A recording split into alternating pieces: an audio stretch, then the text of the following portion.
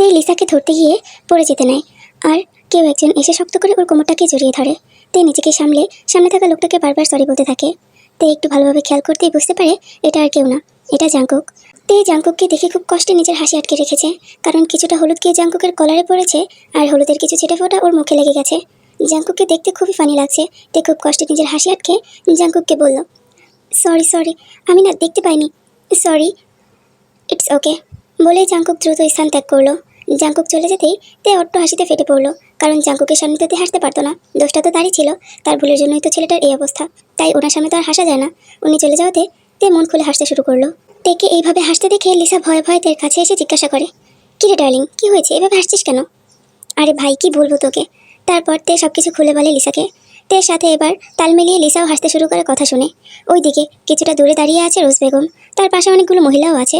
সে মহিলাদেরকে বলতে শুরু করলো, ইস, দেখেছেন ভাবি, কি মেয়ে, দিনে দুপুরে সবার সামনে একটা অনুষ্ঠানের মধ্যে কিভাবে ছেলেদের সাথে ঢলাঢলি করছে, গায়ে পড়ছে, ছেলেদের কোলে পড়ে যাচ্ছে। বাবা, আমি তো আমার মেয়েকে বারবার নিষেধ করি এই মেয়ের সাথে মিশতে, কিন্তু আমার মেয়েটা কথাই শোনে না। রোজ বেগমের পাশে থাকা মহিলাগুলো তার সাথে তাল মেলালো। এই তো কিছুক্ষণ আগেই অনুষ্ঠান শেষ হয়ে গেছে গায়ে হলুদের। পার্লার থেকে মেয়েরা এসে আয়ুকে সাজিয়ে দিয়ে গেছে, আর অন্য সব কাজিনরা যে যার মতো করে সুন্দর করে সেজেছে। তে আজকে জাংকুকের দেওয়া জামদানি শাড়িটা পরেছে।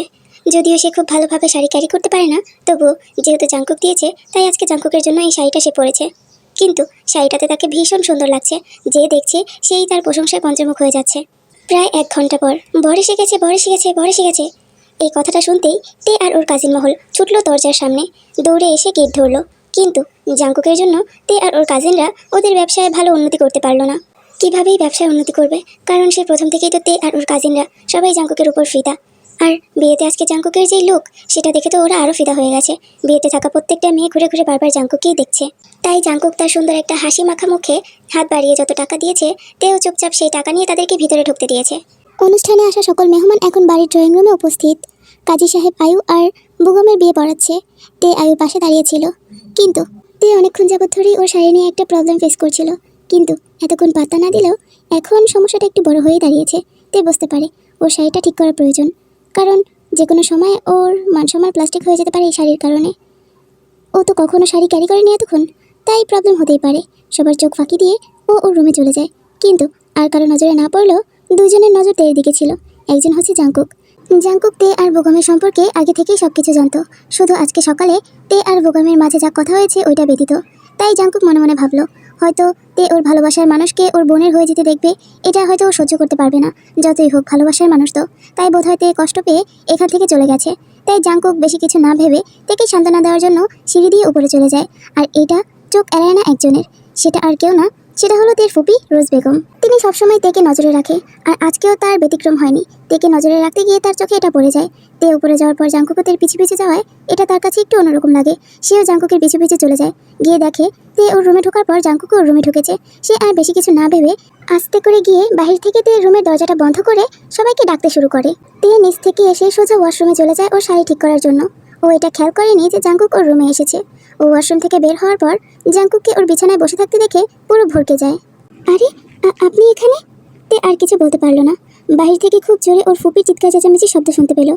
রোজ বেগমের চিৎকার শুনে তে পুরো ঘাবড়ে গেছে, আর তে এটাও খুব ভালো করে বুঝতে পেরেছে যে ওর ফুপি জাংকুককে ওর রুমে ঢুকতে দেখে ফেলেছে। আর তাই তিনি বিষয়টাকে অন্যদিকে নিয়ে উল্টাপাল্টা ভাবছে, আর এইভাবে চিৎকার চেঁচামেচি করছে। তে যখনই ভাবলো বাইরে বের হয়ে ওর ফুপিকে বিষয়টা বুঝিয়ে বলবে, তে তখনই খেয়াল করলো যে বাহির থেকে ওর রুমের দরজাটা বন্ধ করে দেওয়া হয়েছে। তে খুব ভালো করেই জানে এটা আর কারো কাজ না, এটা ওর ফুপির কাজ। এইদিকে জাংকুক তো চুপচাপ তের বিছানায় বসে আছে, কারণ সে একটা বিষয়েরও আগামাথা কিছুই বুঝতে পারছে না। তে ভেতর থেকে বারবার ওর ফুপিকে দরজা খুলে দেওয়ার জন্য বলছে, কিন্তু রোজ বেগম দরজাটা খুললেন না, আর তের কোনো কথায় পাত্তাও দিলেন না। সে তার মতো করে চিৎকার চেঁচামেচি করছে। ওইদিকে নিচে এতক্ষণে আয়ু আর বেগমের বিয়েটা সম্পূর্ণ হয়ে গেছে। হঠাৎ করে রোজ বেগমের এইভাবে চিৎকার শুনে সবাই উপরে চলে আসলো। কি হয়েছে আপা, তুই এইভাবে চিৎকার করছিস কেন? সেটা আমাকে জিজ্ঞাসা না করে তুই তোর গুণধর মেয়েকেই জিজ্ঞাসা কর না, বলেই রোজ বেগম তের রুমের দরজাটা খুলে দিল। দরজা খুলতেই তে আর জাংকুক রুম থেকে বেরিয়ে এলো। তে ওর বাবাকে দেখে দৌড়ে জড়িয়ে ধরলো। বাবা, বিশ্বাস করো, তোমরা যেমনটা ভাবছো আমরা তেমন কিছুই করিনি। সত্যি তোমার মান সম্মান নষ্ট হবে এমন কিছু আমি করতে পারি? তুমি বলো, তুমি আমাকে বিশ্বাস করো না বাবা? জেহাব সাহেব কিছুই বলছে না, চুপচাপ নিচের দিকে তাকিয়ে আছে। তে ওর বাবার ভাব ভঙ্গিমা দেখে বুঝে গেল আজকে হয়তো ওর বাবা ওকে বিশ্বাস করছে না, ওর বাবাও আজকে ওর পাশে নেই। আর অন্যদিকে আশেপাশে থাকা মানুষের কথা শুনে তের মতো আগে থেকেই কান্নাকাটি শুরু করে দিয়েছে। আয়ু আর বোগাম নিশ্চুপ দর্শকের মতো দাঁড়িয়ে দাঁড়িয়ে সবকিছু দেখছে। সবার এরকম নিশ্চুপ থাকা দেখে তে আর নিজেকে শক্ত রাখতে পারলো না। ও হো হো করে কান্না করে উঠল। জাঙ্কুকের মাথায় এতক্ষণে পুরো ব্যাপারটা ঢুকেছে। ও খুব ভালোভাবে বুঝতে পারছে তে আর ওর সম্পর্কে আশেপাশে থাকা মানুষগুলো কি ভাবছে। তাই ও সবাইকে বোঝানোর চেষ্টা করছে। জাঙ্কুক প্রথম থেকে শেষ পর্যন্ত সবাইকে পুরো বিষয়টা খুলে বলল, কিন্তু জাঙ্কুক খুব ভালো করেই বুঝতে পারলো ওর কথা কেউ বিশ্বাসই করেনি। এতক্ষণে আশেপাশে থাকা মানুষগুলো ওদেরকে নিয়ে অনেক উল্টাপাল্টা কথা ভেবে নিয়েছে আর বলতেও শুরু করেছে। তের ফুপির পাশে থাকা মহিলাগুলো তেকে দুশ্চরিত্রা বলতেও শুরু করে। তাই সবাই মিলে এক পর্যায়ে একটা সিদ্ধান্ত নিল, খুব কঠিন একটা সিদ্ধান্ত। এক প্রকার জোর করে তে আর জাঙ্কুকের বিয়ে দিয়ে দেওয়া হলো। বিয়ে নামক পবিত্র বন্ধনে দুজনকে জোর করে আবদ্ধ করে দেওয়া হলো। বিয়েটা হয়ে যাওয়ার পর জাঙ্কুক আর এক সেকেন্ডও ওই বাড়িতে অপেক্ষা করে না। তে ওর দুঃখ ভারাক্রান্ত মন নিয়ে জাঙ্কুকের হাত ধরে ওই বাড়ি থেকে বেরিয়ে আসে। তে খুব ভালো করেই জানে ও যে পথে পা বাড়িয়েছে সে পথে ওর কোনো ভবিষ্যৎ নেই। সবটা জানার পরেও তে এক অনিশ্চিত ভবিষ্যতের দিকে পা বাড়ায়। তারা দুজনই সে রাতে অস্ট্রেলিয়া যাওয়ার জন্য জাঙ্কুক ওর বাবার পার্সোনাল ফ্লাইটে রওনা দেয়। Turag Melbourne, Australia. জায়গাটা মেলবোর্ন শহরের একটি অভিজাত ও বিলাসবহুল উপশহর। এটি ভিক্টোরিয়া রাজ্যের অংশ এবং মেলবোর্ন সিবিডি থেকে 5 কিলোমিটার দক্ষিণ পূর্বে অবস্থিত। তুরাগ অস্ট্রেলিয়ার সবচাইতে বেশি ধনী শহরগুলোর মধ্যে একটি। এখানে প্রচুর অভিজাত পরিবার, সেলিব্রিটি, রাজনীতিবিদ ও ব্যবসায়ীরা বসবাস করে। জায়গাটা খুবই শান্ত ও পরিষ্কার এবং নিরাপদও বটে। এখানে জীবনযাত্রা যেমনই বিলাসবহুল, খরচটাও তেমন অত্যন্ত ব্যয়বহুল। টুরাকের একটি বিশাল বিলাসবহুল বাড়ির সামনে এসে ব্ল্যাক কালার একটি লাক্সারিয়াস ল্যাম্বরগিনি এসে থামলো। গাড়ি থামার কিছুক্ষণ পর গাড়ির ভেতর থেকে এক সুদর্শন যুবক বেরিয়ে এলো। যুবকটি আর কেউ না, জিওন ইন্ডাস্ট্রির মালিক আরিম সাহেব এবং জিন বেগম, তাদের একমাত্র সন্তান জিওন জাঙ্কুক। জাঙ্কুক গাড়ি থেকে নামার পর তেকে ভিতর থেকে বেরোতে বলল। তে গাড়ি থেকে নেমে চোখ ছানাবড়া হয়ে গেল। ও অবাক হয়ে সামনে থাকা বাড়িটিকে দেখছে। এত বড় বিলাসবহুল বাড়ি তে ওর জীবনে সামনাসামনি কখনোই দেখেনি। আর বাংলাদেশে বোধহয় এরকম বাড়ি একটাও নেই। বাড়িটার সামনে থাকা নেম প্লেটে বড় বড় করে লেখা দ্য জিওন ম্যানশন। তে খুব ভালো করেই বুঝতে পারলো এটা জাঙ্কুকদের বাড়ি। ফ্লাইট থেকে নামার পর তে একের পর এক চমক দেখেই যাচ্ছে। প্রথমে জাঙ্কুক যে শহরে থাকে সেই শহর, তারপর জাঙ্কুকের গাড়ি, তারপর ওদের এত বড় বিলাসবহুল বাড়ি। তে জানতো জাঙ্কুকরা বড়লোক, কিন্তু এতটা যে বড়লোক সেটাতে আশা করেনি। তের কাছে মনে হচ্ছে তে একটা স্বপ্ন দেখছে। ও মনে মনে বলল, ওহ আল্লাহ, এটা যদি স্বপ্ন হয় তাহলে এই স্বপ্নটাকে থাকতে দাও। আমি আমার সারা জীবনেও এই স্বপ্নটাকে ভাঙতে দিতে চাই না। প্লিজ আল্লাহ, এই স্বপ্নটাকে রেখে দাও আমার জীবনে। এই যে মিস্তে, হ্যালো, এই যে কোথায় হারিয়ে গেছেন? কথাটা বলে জাঙ্কুক থেকে একটা ধাক্কা দিল। তে এতক্ষণ এত কিছু দেখার পর ও একটা ঘোরের ভিতরে ছিল, কিন্তু জাঙ্কুকের ধাক্কায় ও আবার নিজের সজ্ঞানে ফিরে এলো। Are you okay? তুমি ঠিক আছো তে? হ্যাঁ, আমি ঠিক আছি। তাহলে চলো ভিতরে যাওয়া যাক। হ্যাঁ চলুন। তে বাড়ির ভেতরে ঢুকছে আর চারপাশটা চোখ বুলিয়ে দেখছে আর মনে মনে বলছে, তে এ কোনো সাধারণ বাড়ি নয় না, এ তো দেখছি একটা রাজপ্রাসাদ। আর মুচকি মুচকি হাসছে। বাড়ির ভেতরে প্রবেশ করতেই কেউ একজন এসে জাঙ্কুককে শক্ত করে জড়িয়ে ধরলো। Hey baby, how are you? I am doing fine, how about you? You know Jungkook, your Jimin baby is always fine. তুমি তো জানোই জাঙ্কুক, তোমার জিমিন বেবি সবসময় ভালো থাকে। Yeah I know. তের বোধ হয় জিমিন জাঙ্কুককে জড়িয়ে ধরার বিষয়টা একটুও পছন্দ হয়নি, তাই ও গলাটা ছেড়ে একটু কাশলো। তের কাশি শব্দ শুনে জিমিনের নজর গিয়ে তের উপর পড়লো। জিমিন জাঙ্কুককে ছেড়ে দিয়ে কিছুটা দূরে দাঁড়ালো। জাঙ্কুকের দিকে তাকিয়ে তের দিকে হাত বাড়িয়ে জিমিন জিজ্ঞাসা করলো, who is this girl Jungkook? ও, she is my personal secretary. জাঙ্কুকের কথা শুনে তের হাসি খুশি মুখটা একদম চুপসে গেছে, কারণ জাঙ্কুকের কথায় ওর মনে অনেকটা আঘাত লেগেছে। যতই হোক, তে তো এখন জাঙ্কুকের সহধর্মিনী। সেই জায়গায় জাঙ্কুক তেকে ওর সার্ভেন্ট হিসাবে পরিচয় করিয়ে দিচ্ছে।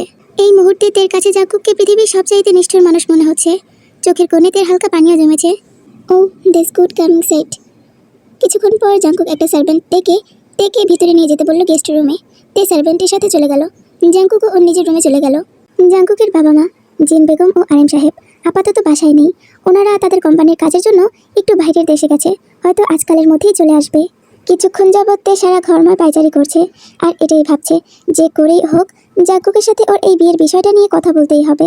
কিছুক্ষণ আগে একজন সার্ভেন্ট এসেছিল তেকে খাবার দেওয়ার জন্য, আর সেই সার্ভেন্টকেই তে বলেছিল জাঙ্কুকে একটু ডেকে দিতে। এখন সে সারা ঘরময় পায়চারি করছে, বুঝতে পারছে না কিভাবে জাঙ্কুককে এই বিষয়টা বলবে আর কোথা থেকেই শুরু করবে। এই ভেবেই তের হাত পা কাঁপছে, অবস্থা পুরো খারাপ হয়ে গেছে। আসবো? হঠাৎ করে কোনো এক পুরুষালী কণ্ঠ শুনে তে থমকে গেল। দরজার দিকে না তাকিয়েতে বুঝতে পারলো এটা জাঙ্কুকের আওয়াজ। আসুন, আপনারই তো বাড়ি। তুমি নাকি ডেকেছিলে? কিছু বলবে? হ্যাঁ বলছি, বসুন এখানে। জাঙ্কুক গিয়ে বিছানায় বসে পড়ল। হ্যাঁ বলো এখন। আচ্ছা, আপনি কি আমাদের বিয়ের বিষয়টা নিয়ে কিছু ভেবেছেন? জাঙ্কুক তের দিকে তাকিয়ে একটি দীর্ঘশ্বাস ফেলল। আপাতত কিছু ভাবিনি, কিন্তু বিষয়টা তুমিও জানো আমিও জানি। ওনারা সবাই মিলে আমাদের দুজনকে জোর করে বিয়ে দিয়েছে। সেই সময় তারা যা ভেবেছে আমাদের মধ্যে তেমন কিছুই হয়নি। না আমাদের মধ্যে কোনো প্রেম ছিল যে তেমন কিছু হতো। তো আমার মনে হয় আমাদের দুজনের আলাদা হয়ে যাওয়াটাই বেটার। তুমি কি বলো? জাঙ্কুকের মুখে আলাদা হওয়ার কথা শুনে তের বুকের ভিতরটা মোচড় দিয়ে উঠল। চোখের কোণে অজান্তেই পানি জমে গেল। তের মনে হচ্ছে কেউ তার কাছে তার প্রাণ নেবে কিনা তার অনুমতি চাইছে। যতই হোক তে জানে জাঙ্কুক আর ওর বিয়েটা জোর করে দেওয়া হয়েছে। তবুও তে যখন কবুল বলেছিল তখন থেকেই জাঙ্কুককে সে তার নিজের স্বামী হিসেবে গ্রহণ করে নিয়েছে।